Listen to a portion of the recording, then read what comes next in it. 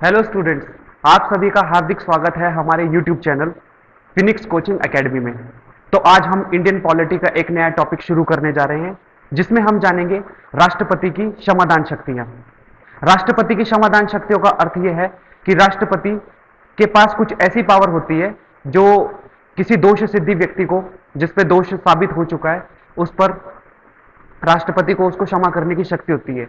तो आज की क्लास में हम इसी बात को जानेंगे। तो चलिए, आप सभी रेडी हैं? और आप सब, तो चलिए अपनी क्लास को प्रारंभ करते हैं। राष्ट्रपति की क्षमादान शक्तियां। राष्ट्रपति की क्षमादान शक्तियां किस आर्टिकल में है? राष्ट्रपति की क्षमादान शक्तियां आर्टिकल 72 में। और इसमें देखिए, अगर बात करते हैं राष्ट्रपति की क्षमादान शक्तियों की, तो राष्ट्रपति की क्षमादान शक्तियों का अर्थ यह होता है, यदि न्यायालय द्वारा किसी व्यक्ति पर कोई दोष साबित हो जाए, यानी कि न्यायालय किसी को सजा दे दे, तो राष्ट्रपति के पास यह पावर होती है कि वो राष्ट्रपति उस व्यक्ति जिसके ऊपर दोष सिद्ध हो चुका है, जिसको सजा मिल चुकी है, वो उस पर क्या कर सकता है? राष्ट्रपति उसकी क्षमा को माफ कर सकता है। और इसके भी बहुत सारे आयाम होते हैं, बहुत सारे डायमेंशन हैं इसके। कितने प्रकार से राष्ट्रपति माफ कर सकता है, इसकी बात भी आर्टिकल 72 में लिखी गई है। तो एक एक पॉइंट को हम समझेंगे, एक एक पॉइंट को हम जानेंगे। तो चलिए शुरू करते हैं। सबसे पहले आती है राष्ट्रपति की क्षमादान की शक्तियों में लघुकरण, कम्यूट। लघुकरण का मतलब क्या होता है? लघुकरण का मतलब होता है कि जब राष्ट्रपति किसी व्यक्ति पर जब दोष सिद्ध, यानी कि जब किसी व्यक्ति को न्यायालय द्वारा सजा दी गई, यानी कि जुडिशरी द्वारा सजा दी गई, तो क्या होता है कि राष्ट्रपति लघुकरण के तहत उसकी सजा की प्रवृत्ति को चेंज कर सकता है। क्या कर सकता है? राष्ट्रपति लघुकरण यानी कि कम्यूट के तहत जिस पे दोष सिद्ध हुआ है, जिसको सजा मिली है, उसको क्या कर सकता है? उसकी सजा कम कर सकता है, सजा की प्रकृति कम कर सकता है। फॉर एग्जाम्पल हम बात करते हैं, जैसे मान के चलिए न्यायालय द्वारा किसी व्यक्ति को सजा दी गई है मृत्युदंड की, कि इस व्यक्ति को फांसी पे चढ़ाया जाए। इस व्यक्ति को फांसी पे चढ़ाया जाए तो राष्ट्रपति को वो याचिका दायर कर सकता है व्यक्ति जिसको सजा मिली है न्यायालय द्वारा। तो राष्ट्रपति क्या कर सकता है? उसकी सजा को मृत्युदंड से उसकी प्रकृति चेंज कर सकता है। कैसे करेगा? मृत्युदंड से आजीवन कारावास दे देगा। ठीक है? यानी कि किसी को फांसी लगने वाली है और वो जाता है कि राष्ट्रपति के पास याचिका दायर करता है कि सर गलती होगी मेरे से, या और वो राष्ट्रपति को लगता है कि नहीं यार, ये प्रतिष्ठित व्यक्ति है और इसको माफ कर देना चाहिए, इससे जो भी हुआ है ये गलती हुई है। तो राष्ट्रपति कम्यूट के तहत यानी कि लघुकरण के तहत क्या करेंगे? राष्ट्रपति उसकी सजा की प्रकृति को चेंज कर देंगे, प्रवृत्ति को चेंज। देखो, एक तरफ है मृत्युदंड और एक तरफ है आजीवन कारावास। मृत्युदंड की प्रवृत्ति अलग है, यानी कि अगर किसी को फांसी हो रही है तो उसकी प्रवृत्ति अलग है, नहीं अलग है, नेचर अलग है, नहीं है। लेकिन यहां पे देखा जाए आजीवन कारावास, उसको पूरी जिंदगी भर के लिए जेल में डाल दिया जाए, जहां पे प्रवृत्ति है नहीं है, तो राष्ट्रपति ने सजा का लेवल कम कर दिया। किसके बेसिस पे? प्रवृत्ति के बेसिस पे। ठीक है, समझ आया? यही होती है इसकी राष्ट्रपति की क्षमादान शक्तियों में लघुकरण। मृत्युदंड मिलने वाला था, लेकिन अब क्या मिल रहा है? आजीवन कारावास, पूरी जिंदगी भर के लिए जेल में रहेगा। कम से कम मृत्युदंड से तो बच गया। मृत्युदंड हाई लेवल की सजा थी और ये क्या थी? आजीवन कारावास, उससे कम लेवल की सजा थी। तो लेवल को हल्का सा कम कर दिया। समझ आया नहीं आया? लेवल को हल्का सा कम कर दिया। दूसरा सुनते हैं। दूसरा होता है विराम, नहीं परिहार। परिहार यानी कि रिमिशन। रिमिशन की अगर बात करते हैं तो इसमें राष्ट्रपति के पास यह शक्ति होती है, जिसको सजा मिली है न्यायालय द्वारा, राष्ट्रपति क्या कर सकते हैं? उसकी सजा की मात्रा को कम कर सकते हैं।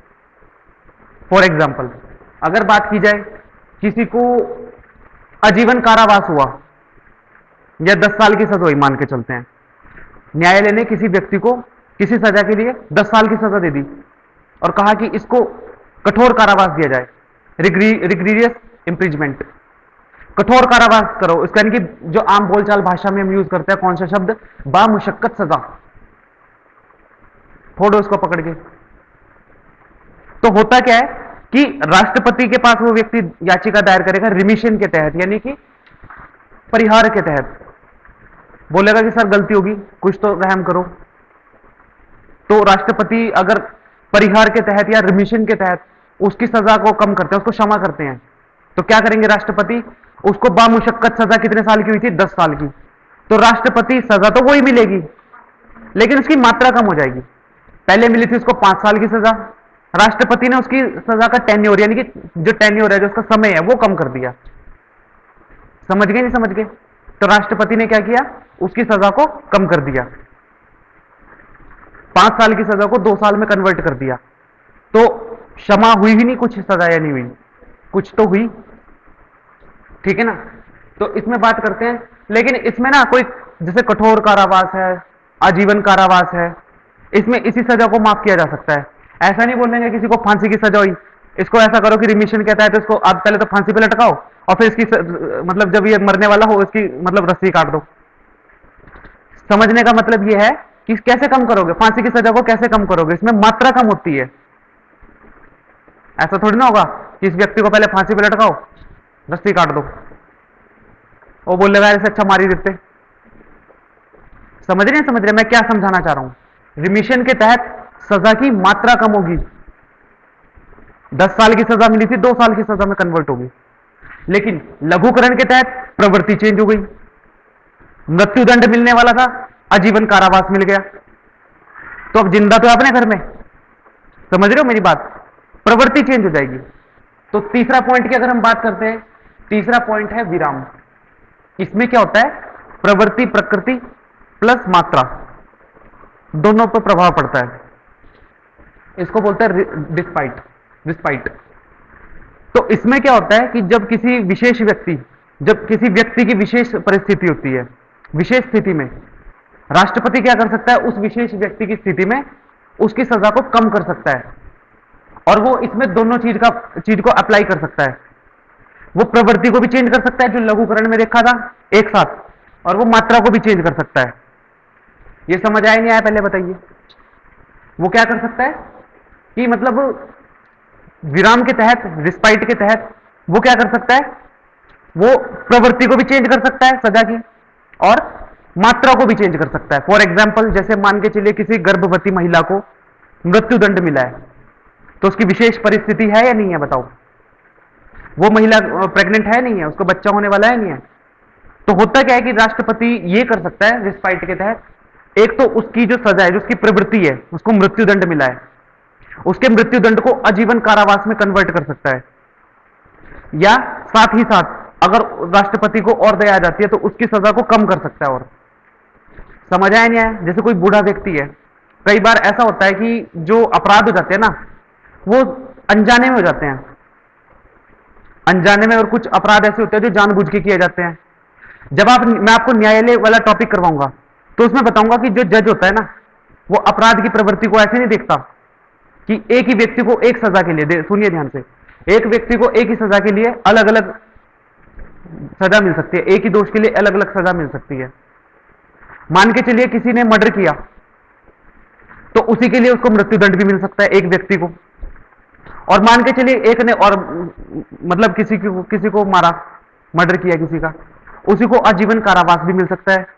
और मान के चलिए कि एक व्यक्ति ने किसी को मारा है, मतलब मर्डर किया है, उसी को 2 या 3 या 5 साल की सजा भी मिल सकती है। समझिए इस चीज को, ऐसा क्यों होता है। एक व्यक्ति को तो मृत्युदंड मिल रहा है, मान के चलिए किसी प्रतिष्ठित व्यक्ति की का वो मर्डर कर देता है कोई एक अपराधी, तो सरकार क्या कर सकती है, तो मतलब जो न्यायालय उसको सजा कैसे दे सकता है, न्यायालय सजा दे सकता है कि इसको मृत्युदंड चढ़ाया जाए। कोई प्रतिष्ठित व्यक्ति है, कोई नेता है, ठीक है ना। दूसरी बात कि जैसे दूसरी बात है, जैसे अब रेप करके उसने किसी का मर्डर कर दिया, तो पब्लिक का गुस्सा भी होगा, तो उसको मृत्युदंड मिलना चाहिए, मिलना चाहिए, ऐसे लोग बोल लेंगे, तो न्यायालय क्या कर सकता है, उसको मृत्युदंड दे सकता है मर्डर पे भी। दूसरी बात कि किसी व्यक्ति को आजीवन कारावास भी दे सकता है कि ये जो घटना घटित हुई है ये अनजाने में हुई है, लेकिन प्रतिष्ठित व्यक्ति था। और तीसरी बात मैंने बताई, सेल्फ डिपेंडेंस में आपने किसी का मर्डर कर दिया और आपने न्यायालय में साबित भी कर दिया कि भाई मैंने अपनी जान बचाने के लिए, अगर मैं इसको नहीं मारता तो ये मुझे मार देता, तो सेल्फ डिपेंडेंस में मर्डर तो किया है आपने, हत्या तो की है, लेकिन आपकी सजा कितनी होगी, 5 साल 2 साल सजा तो फिर भी मिलेगी। तो जब भी याद रखना, जब मैं न्यायालय टॉपिक कराऊंगा तो न्यायालय में हम ये चीज पढ़ेंगे कि मतलब जो जज होता है वो देखता है इंटेंशन क्या थी, जो एक ही जुर्म करने की इंटेंशन क्या थी, ये चीज देखा जाता है। समझ आया नहीं आया पहले बताइए। तो मैं क्या बता रहा था, विराम। तो विराम में हम एक सिचुएशन ले लेते हैं, जैसे कोई बूढ़ा व्यक्ति है, मैंने गर्भवती महिला का एग्जांपल लिया, अब किसी बूढ़े व्यक्ति का एग्जांपल लेता हूं।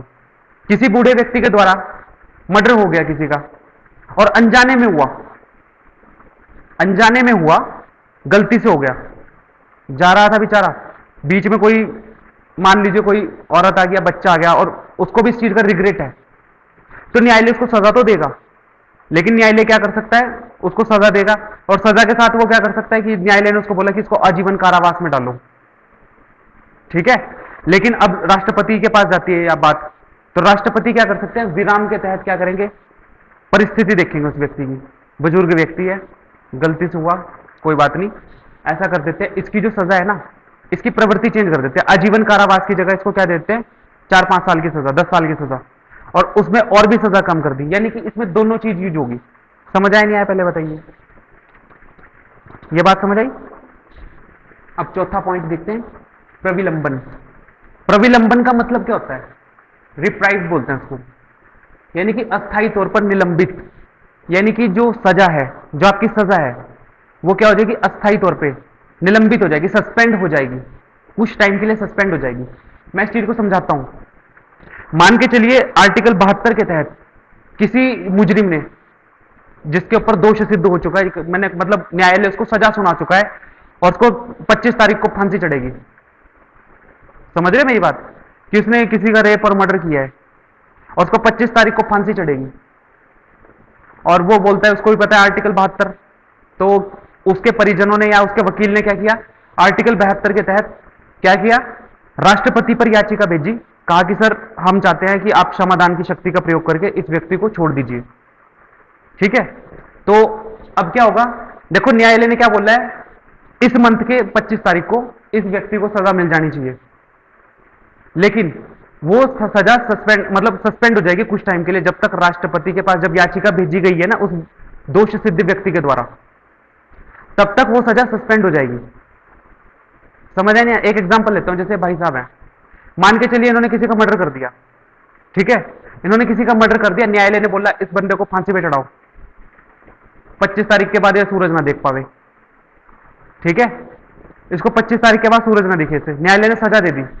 इसके बाद क्या होता है कि न्यायालय की सजा देने के बाद इस बंदे को पता है आर्टिकल 72 के तहत राष्ट्रपति पे क्षमादान की शक्तियां होती है, तो आर्टिकल 72 के तहत ये क्या करता है, याचिका दायर करता है राष्ट्रपति के पास कि सर मुझे माफ कर दो, गलती होगी, छोटा बच्चा हूं, ठीक है। तो होता क्या है कि इसने इस दोनों के तहत या तीनों के तहत सजा दायर की, मतलब सॉरी वो किया है, क्षमादान के लिए याचिका दायर की।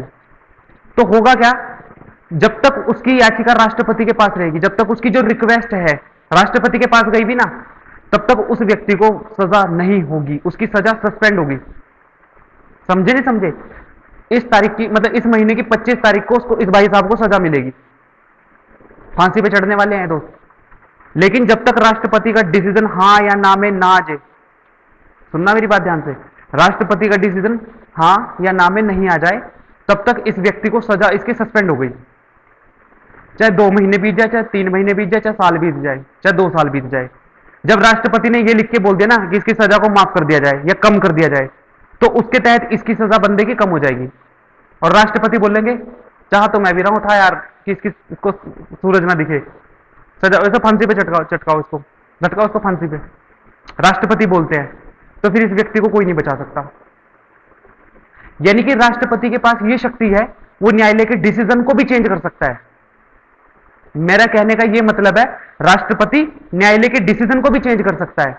लघुकरण के तहत मृत्युदंड को आजीवन कारावास में चेंज कर देगा, परिहार के तहत जो 10 साल की सजा मिली है बाबू शक्कत सजा, उसको 5 साल या 2 साल में कन्वर्ट कर देगा। विराम के तहत दोनों चीज, व्यक्ति की स्पेशल कंडीशन को देख के दोनों चीज एक साथ इसमें लॉन्च हो जाएंगी, दोनों चीजों को दे सकता है। और रिप्राइव के तहत जब तक दोष सिद्धि व्यक्ति, यानी कि जिसने जुर्म किया है कोई, जिसने जुर्म किया है कोई, उस व्यक्ति की सजा सस्पेंड हो जाएगी कुछ टाइम के लिए, जब तक राष्ट्रपति का डिसीजन हां या ना में नहीं आ जाए। तो आप क्या देख रहे हो, आर्टिकल 72 के तहत राष्ट्रपति पे एक शक्ति दिख रही है आपको, क्या शक्ति दिख रही है, राष्ट्रपति न्यायालय के डिसीजन को चेंज कर रहा है। ठीक है, राष्ट्रपति क्या कर रहा है, न्यायालय के डिसीजन को चेंज कर रहा है, हस्तक्षेप कर रहा है। ठीक है जी। अब इसमें लास्ट बचता है, ये समझ आ गया, इसमें कंफ्यूजन होती है कईयों को, बिल्कुल समझ आ गया ना। चलिए बात करते हैं हम किसकी, अब क्षमा की, पार्डन बोलते हैं इसको। तो इसमें क्षमा में क्या होता है, ध्यान से सुनिए, क्षमा में क्या होता है, राष्ट्रपति में अगर कोई पार्डन के तहत दोष सिद्ध व्यक्ति याचिका दायर करता है कि सर मुझे माफ कर दीजिए, मेरे से गलती हो गई, मैंने अनजाने में कर दिया गलती, और राष्ट्रपति, ये सबसे खतरनाक मतलब सबसे अच्छी वो है क्षमादान की शक्ति। इसमें क्या होता है, क्षमादान के तहत यदि राष्ट्रपति ने किसी व्यक्ति को माफ कर दिया ना, तो अगर उसको मृत्युदंड भी मिला हुआ और राष्ट्रपति ने कहा मैं इसको आर्टिकल 72 में क्षमादान यानी कि पार्डन के तहत पूरी तरह से आजाद करता हूं, क्या करता हूं, पूरी तरह से आजाद, यानी कि जिस व्यक्ति को मृत्युदंड मिला था ना वो अब फ्री हो चुका है। समझ आया नहीं आया, मतलब वो व्यक्ति ऐसा फील करेगा कि जैसे उसके साथ कुछ हुआ ही ना हो, पूरी तरह से मुक्त हो जाएगा। समझ आया नहीं आया। जैसे फॉर एग्जांपल मान लीजिए कोई हमारे यहां का कोई बच्चा है या कोई भी है, कोई भी व्यक्ति मान लीजिए, सिंपल साधारण व्यक्ति, उससे कोई जुर्म हो जाता है, ठीक है, उससे कोई जुर्म हो जाता है और राष्ट्रपति को लगता है, और क्षमादान के तहत राष्ट्रपति पे याचिका जाती है इस वाले पार्डन के तहत, तो राष्ट्रपति क्या कर सकते हैं, राष्ट्रपति उसकी सजा को पूर्ण रूप से माफ कर सकते हैं। समझ आया नहीं है, मतलब वो व्यक्ति ऐसा फील करेगा जैसा कुछ हुआ ही ना हो, जैसे उससे कोई जुर्म ही ना हुआ हो, वो उसको बोलते हैं बाइज्जत बरी हो जाएगा। मृत्यु, जिसको मृत्युदंड मिलने वाला था, जिसको फांसी मिलने वाली थी, वो बाइज्जत बरी हो जाएगा, और इस मामले में कौन, न्यायालय भी कुछ नहीं कर पाएगा, वो बिल्कुल फ्री हो जाएगा जैसे कुछ हुआ ही ना हो। तो समझ आया राष्ट्रपति की क्षमादान की शक्तियां, आर्टिकल 72 समझ आया। कैसा लगा क्लास। यदि हमारी वीडियो ये आपके लिए वैल्यूएबल रही, राष्ट्रपति की क्षमादान शक्तियां, तो आप हमारे चैनल पर और वीडियो ऐसे ही प्राप्त करने के लिए हमारे चैनल को सब्सक्राइब कर सकते हैं, हमारी वीडियो को लाइक कर सकते हैं, और यदि आपकी कोई क्वारीज हो तो कमेंट बॉक्स में आप कमेंट करके हमसे क्वेश्चन कर सकते हैं। तो हम मिलते हैं अगली वीडियो में, और वीडियो में अंतिम तक बने रहने के लिए आपका बहुत बहुत धन्यवाद।